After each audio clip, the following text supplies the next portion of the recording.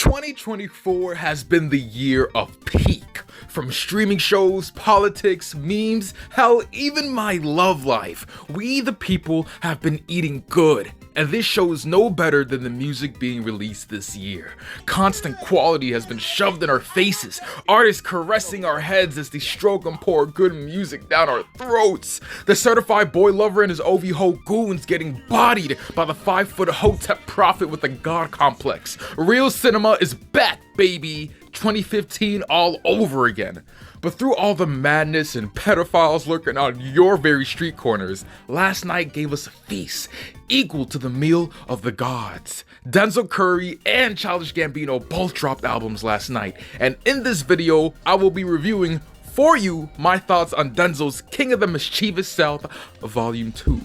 Now, if you haven't listened to Volume 1, I'll leave the link for it in the description below. Trust me, even though it's over a decade years old, it serves as a relic for its time and, in my opinion, has held up alright in the time since it's been released. But anyways, let me release my grip on your balls as I force you to come with me on this epic journey Denzel has taken us to through the very purple lands of the dirty South.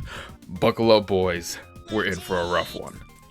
I see I have some takers! King of the Mischievous South Volume 2 runs at roughly 34 to 35 minutes, 15 tracks in total. Every single track on this album is absolutely littered with features, from the very likes of Armani White, Project Pat, Maxwell Cream, Juicy J, ASAP Rocky and Ferg, Ski Mask, The Slump God, Ty Dolla $ign, and much, much more.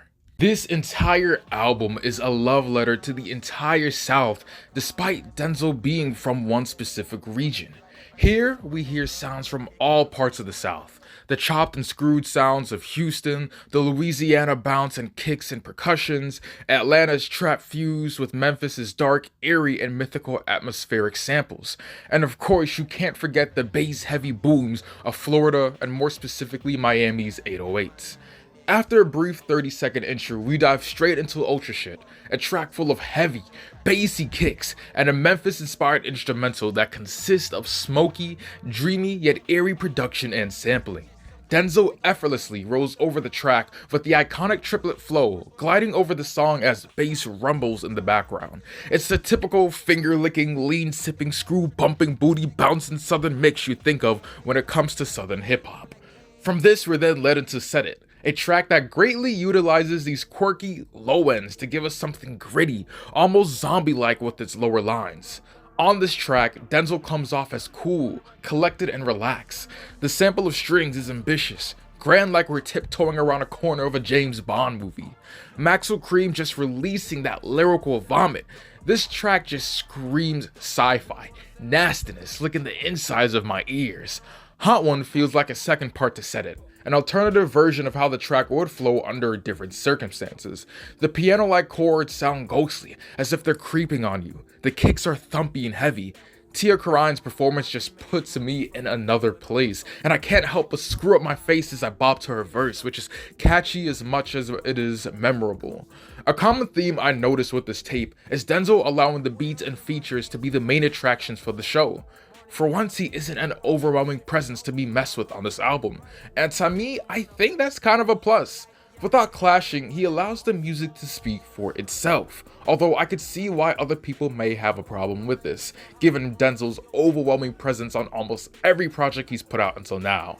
And of course, Ferg gives a solid performance as he does most times with his music. Even if Denzel's cadence isn't as aggressive, he's prioritizing the real, witty, and materialistic mannerisms many southern rappers are known to embrace. For example, on Black Flag Freestyle, Denzel gives us these witty and cool bars, sounding as confident as ever, while that Mexican OT gives a stellar verse, probably one of my favorite verses on this project next to Rocky, Maxo, and Kenny's contributions. G's Up, another favorite track of mine, reminds me something a rodeo-era Travis Scott would to produce. Not so much the synthy, grainy bass, but the way the chord progression is arranged and performed. And while I really enjoyed 2 Chainz' performance, Mike Dean Mike Dimes really hit it out the park with his fast-paced, solid, and hard-hitting delivery. Sort of cutting through, I really want to discuss the second half of this album that seems to shift gears a bit. Denzel swaps the murky southern sounds for instrumentals more lighthearted, soulful, and funky. Two of those tracks being Cold Pimp and Wishless. Cold Pimp sounds like it could have been ripped perfectly off of Denzel's last project, Melt My Eyes. The production is just so well polished, soothing, and again, really funky, similar to something I might have heard on a 2000s UGK or 3-6 Mafia single. Ty gives a memorable chorus, and of course Juicy J does his thing without question. Wishless serves as a continuation of the soul ride Cold Pimp took us on, but more rap orientated. The bass on here sounds like a car engine revving up. Armani killed his verse, and the kicks are so loud and infectious, I feel as if I was transported into the scene of Louisiana. It's incredibly euphoric. And of course, Sked, Hit the Floor, and Hoodlums are just mind-blowing to listen to. While I'm not a fan of Hit the Floor, it sounds like something the late Triple X would have murdered with ease. And so hearing Ski Mask just do his thing on this was not only nostalgic, but heartwarming in terms of place and, replayability. Without a doubt though, KOTMS delivered quality consistent throughout its entire run. Never was I let down in my entire listen to this.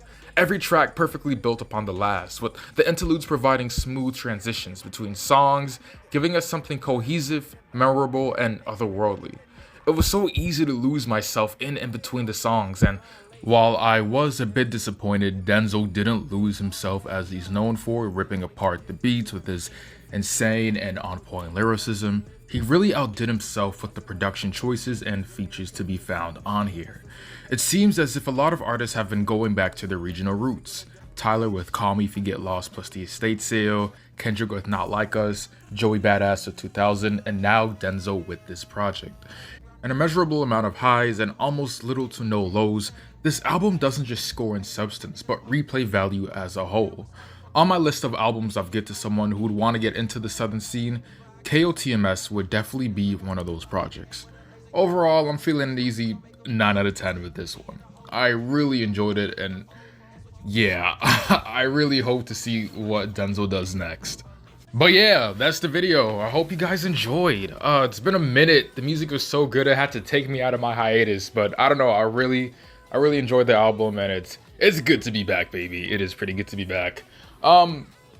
I'll try to see if I can get the Gambino one out anytime soon, but with this new album that I'm trying to drop and, my last year in college and the fact that I can't get monetized because YouTube and whatever retardation, I don't care. I was never in it for the money.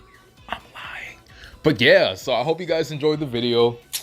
Just let me know your thoughts in the comments. Do you love it? Do you hate it? Give me everything. Tell me everything. Don't hold back. You know I'm going to love and heart all of it. And I will see you all in the next one. Bye-bye!